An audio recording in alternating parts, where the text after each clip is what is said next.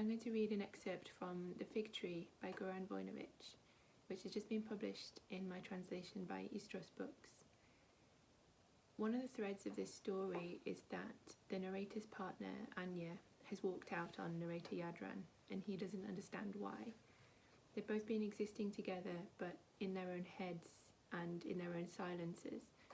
And in this chapter, Jadran is recalling a particularly significant evening in their relationship, and it's a point in the novel where we start to understand the reasons for their individual silences and the reasons for Anja's departure.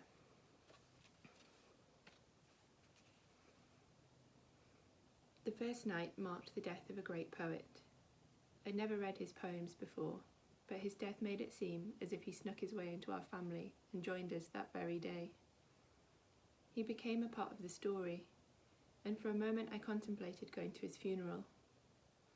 Marco was our great story, and the great poet had unexpectedly and irrevocably become a part of it.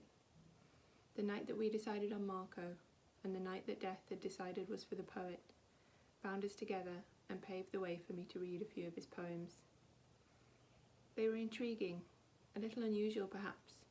I liked a few verses, and there were many I didn't understand. But his words didn't befit that night. They didn't suit it. That night was different from the poems of the great poet. It sounded different. There was rhyme.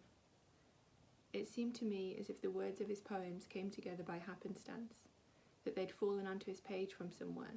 They dissolved and were absorbed by the paper. But our night had been planned all along, considered, calculated. There was nothing poetic about it. It wasn't so much a poem as a shopping receipt. But it was nevertheless infinitely beautiful, more beautiful than any poem.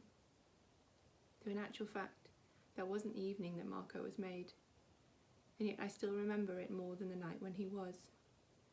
I forgot that night a long time ago, and with it all of its deaths, even the significant and memorable ones, if they happened.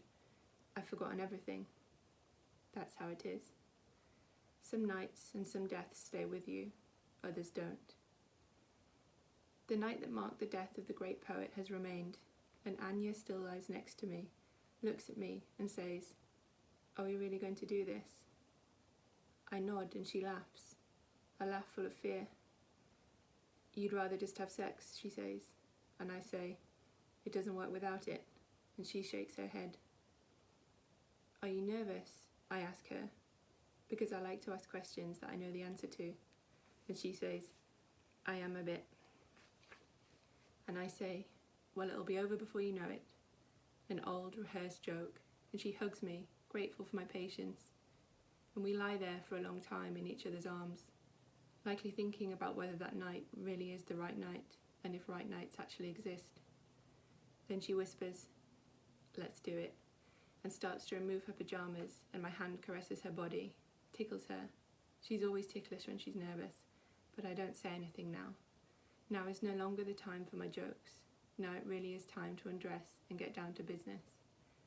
And I think to myself, in that very last moment, before her hand reaches down between my legs and my mind quietens down, how funny it is that we call this business.